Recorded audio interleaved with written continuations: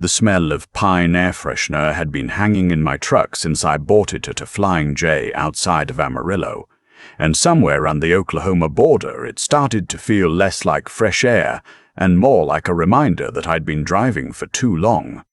I was 64 years old. My lower back had been telling me that for the last 3 hours. But I kept going, because my son had called me 2 weeks before and said, "Dad, why don't you come for Thanksgiving? Bring yourself. That's enough." And I hadn't heard him say anything like that in almost 4 years. 4 years is a long time. Long enough that I'd stopped expecting the phone to ring on my birthday. Long enough that I'd gotten used to eating Christmas dinner at my neighbor Pauline's house, pretending I didn't mind being the only one there without family. Long enough that I'd started to wonder whether I'd done something unforgivable, or whether my son had simply decided that the version of his life he wanted didn't include me in it. His name is Garrett. He's 38. His wife's name is Simone. The falling out happened the way most things like that do. Not with a single explosion, but with a slow leak that neither of us moved to fix. It started after my wife, his mother Patricia, passed away from ovarian cancer in the fall of 2019. She left behind a small life insurance payout and a savings account I didn't know the full balance of until I sat down with her documents. Somewhere around $80,000 total. Not a fortune, but real money for a retired machinist in Tulsa. Garrett assumed I would split it with him immediately. I assumed I would keep it because it was Patricia's and mine, and because I was still alive and still had property taxes and a roof that needed work and a body that kept breaking down in new and creative ways every 6 months. We never said any of that out loud to each other clearly. We just stopped calling as often. Then we stopped calling at all.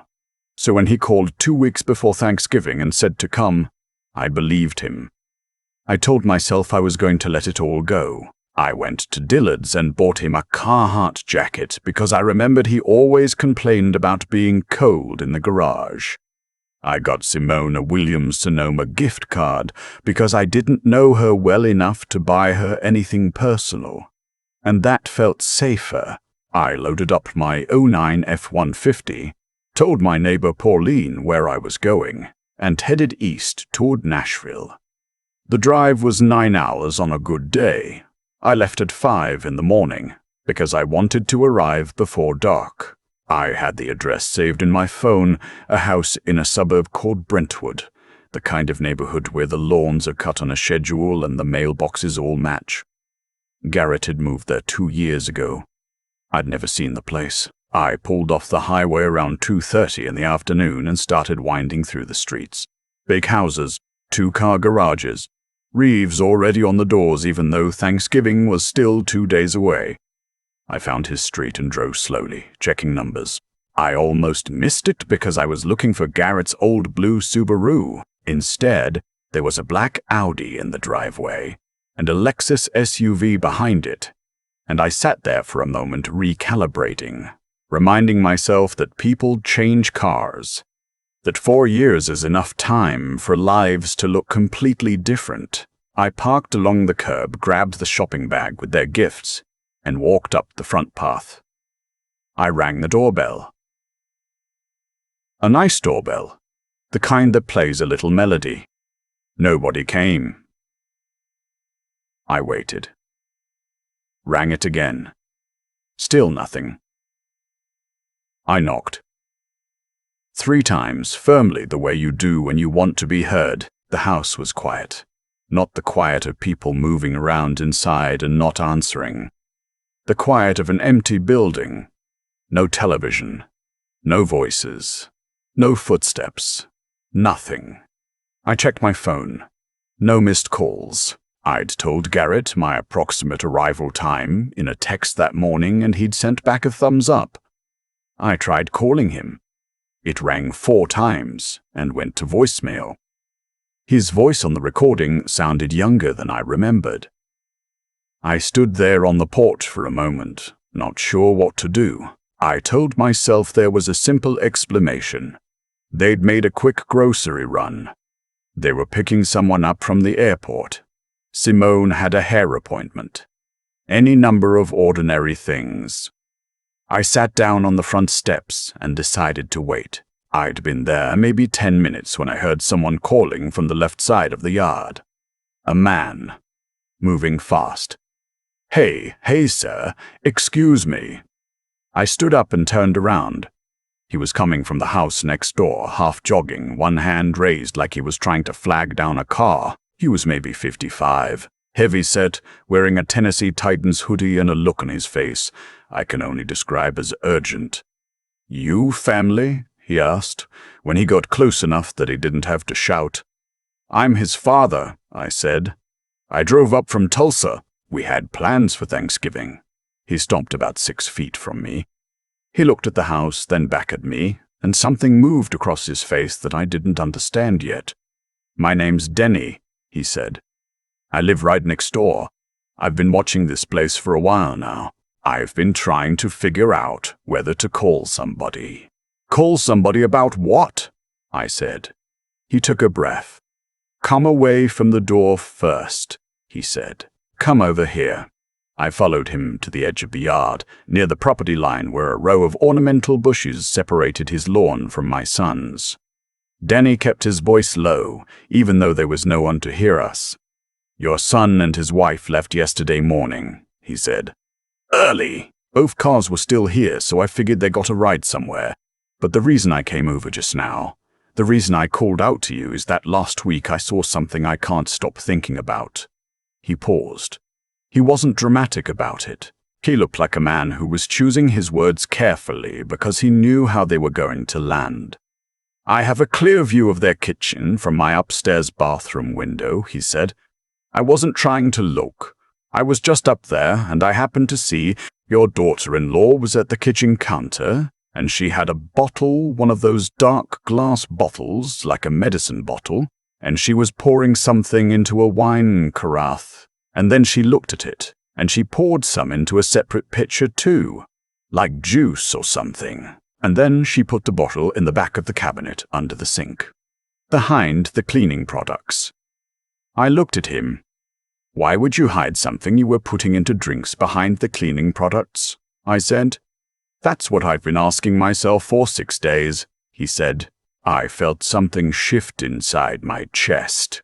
Not panic, not yet. More like the sensation you get when you're driving on ice and you feel the rear tires start to go and you don't know yet how bad it's going to be. "Did you see anything else?" I asked. "I saw her set the carafe and the pitcher on the dining room table," he said. "Then she made a call. She was smiling while she talked. That bothered me more than anything. She looked relieved almost." I stood there trying to think. "Why didn't you call the police?" I asked. "And tell them what?" he said. "That I saw a woman pour something from a bottle into a drink? I don't know what it was. I don't know that anything is wrong. I just know it doesn't sit right. And then you showed up, and you're about to walk into that house. And I couldn't let you do that without saying something." I called Garrett again. Voicemail. I called Simone's number, which I barely had. I'd found it in an old group text from a birthday 3 years ago. It rang twice and then went to a busy signal. Denny and I stood there for a moment, and I think we both understood at the same time that whatever this was, we weren't going to solve it standing in the yard. "Is there a key somewhere?" he asked. "A spare?" "I don't know this house," I said. "I've never been here." "I have the non-emergency line for the sheriff's department," he said. "I think we should call them. Not 911, just someone who can check." I almost said no. I almost said it was probably nothing. I almost talked myself into walking up those porch steps, opening the door if it was unlocked, sitting down at that dining room table, and pouring myself a glass of what Simone had put out for company. I was 64 years old, and I had driven 9 hours to see my son. I wanted to believe the simplest possible explanation for everything. But I looked at Denny's face and I called 911 instead. 2 officers arrived within 15 minutes. I explained the situation as clearly as I could. I gave them Garrett's name, told them I was his father, told them what Denny had seen. I watched one of the officers write things down in a small notebook.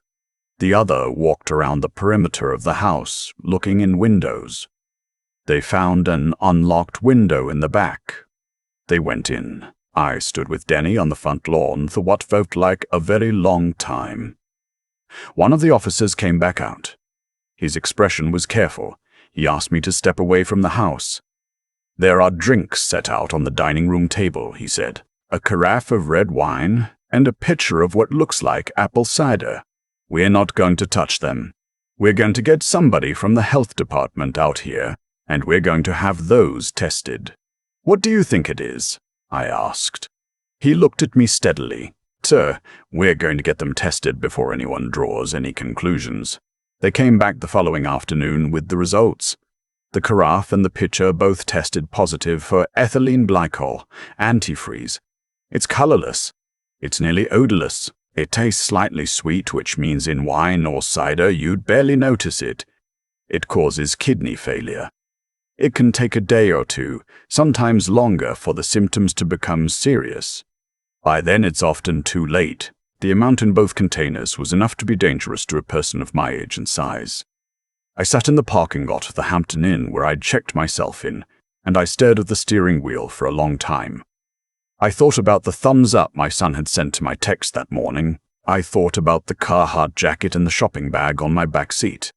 I thought about Patricia, who had spent 31 years making that man's lunches, washing his uniforms, sitting up when he had a fever, crying at his college graduation in a parking garage because she didn't want him to see. I couldn't make it add up to anything that made sense. So I stopped trying. Garrett and Simone were located 2 days later at a resort in Destin, Florida, a beach trip they'd apparently booked weeks in advance. When detectives interviewed them separately, Simone's story changed 3 times. Garrett's didn't change, but it had gaps in it. Large, obvious gaps about where the carafe had come from and who had put it on the table. The investigation took 4 months. I cooperated fully. I handed over phone records, bank statements, anything they asked for. My attorney, a woman named Bev, who came recommended by someone at my church, told me early on to document everything and say nothing to either of them without her present. What came out in the investigation was something I had not known and probably should have looked into more carefully when Patricia died. When my wife passed, her brother, my brother-in-law, a man named Sal who lived in Cincinnati and who I had never particularly liked, had updated his own will to list Garrett as a secondary beneficiary. Sal was in poor health. He had a savings account, a paid-off house, and a small investment portfolio that together amounted to roughly $400,000. Sal died 7 months after Patricia. Garrett stood to receive that money, but only if I was no longer living, because as the surviving spouse of Sal's sister, I had a prior claim under Sal's estate documents that Garrett's attorney had apparently explained to him in some detail. Nobody told me about any of this. I didn't find out until Bev started pulling the estate records. $400,000. That was the number. That was what my son had decided I was worth. Simone was indicted on charges of attempted murder in the first degree and conspiracy. Garrett was indicted on conspiracy charges. His attorney tried to argue that he hadn't known what Simone was planning, that she had acted alone, that he was as surprised as anyone. The jury did not find that argument convincing. They were in deliberations for 11 hours. Simone was sentenced to 22 years. Garrett received 12. The judge looked at my son when she read the sentence and said something I have thought about many times since. She said that the betrayal of a parent who came in good faith, bearing gifts, is not something this court takes lightly. She said that the law exists in part to protect the vulnerable, and that a 64-year-old man driving 9 hours to reconcile with his child should not have to fear for his life when he arrives. I didn't cry in the courtroom. I had used up a lot of that somewhere around month 2 of the investigation, sitting in my truck in my own driveway in Tulsa at 2 a.m, unable to go inside. I did what people do after something like this. I kept going. I had my furnace serviced before winter. I went to Pauline's for Christmas again. I started working on a wooden workbench in my garage that I'd been putting off for 2 years. I talked to a therapist named Glenn who met with me every other Thursday and who never once told me what to feel. My attorney, Bev, filed the appropriate paperwork regarding Sal's estate. After legal costs and time, there wasn't much left, and I donated most of what remained to a hospice organization in Patricia's name, which felt like the right thing to do and still does. What I keep coming back to is Denny, a man I had never met, in a neighborhood I had never been to, in a city that wasn't mine, who saw something wrong from his bathroom window and decided he couldn't stay quiet about it. He didn't know me. He had no obligation. He jogged across a yard in a Titans hoodie on a cold November afternoon because it was the right thing to do. I sent him a card after the sentencing. I didn't know what to write, so I kept it simple. I told him that he had saved my life, and that I knew that might be hard to sit with, and that I hoped he was doing well. He called me about a week after that. We talked for almost an hour. He told me he'd been second-guessing himself for days after that afternoon, wondering if he'd overreacted, wondering if he'd caused a family catastrophe over nothing. I told him that the only catastrophe that mattered was the one he'd stopped. He laughed a little. I laughed a little. It felt strange to laugh, but it also felt like something. I'm 64 years old. I have a band back, and a truck that's getting up in miles and a workbench I'm still not finished building. I have a neighbor named Pauline who saves me a plate every holiday without being asked, and a therapist named Glenn who listens without judging, and a phone number in Nashville for a man named Denny who I think, after everything, I can call a friend. That's more than some people have. I don't think about Garrett every day anymore. Some weeks I go 3 or 4 days without thinking about him at all, and then something will catch me. A Carhartt catalog in the mail, the smell of pine sol, a thumbs-up emoji from someone at work, and I'll be back in it for a little while, and then I come out the other side again. Patricia used to say that people show you who they are eventually. That patience wasn't passive. It was just watching and waiting for the information to arrive. I used to think she was too forgiving when she said things like that, too willing to give people the benefit of the doubt. I don't think that anymore. I think she was talking about something else. I think she was talking about all the people who don't betray you. The Paulines and the Glens and the Dennys, the ones who show up across a cold yard and wave you down before it's too late. That's the information that matters. The rest of it, I've had to learn to set it down.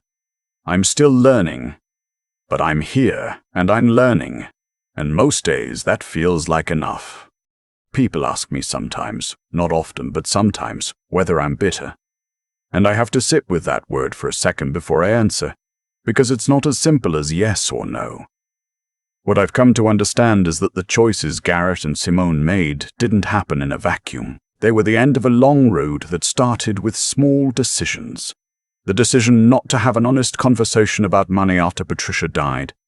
The decision to let resentment sit quietly instead of dealing with it. The decision to look at a person and see only what they might leave behind. Every step of that road had a direction, and the direction they chose consistently over time led exactly to where they ended up. That's not fate. That's not luck. That's just the way things accumulate when nobody stops to correct course. I think about my own part in it too. I'm not exempt from that accounting. I let 4 years go by without pushing harder for a real conversation. I told myself I was giving him space, but honestly, part of me was protecting myself from the possibility that the distance was permanent. It's easier to wait than to find out the answer is no.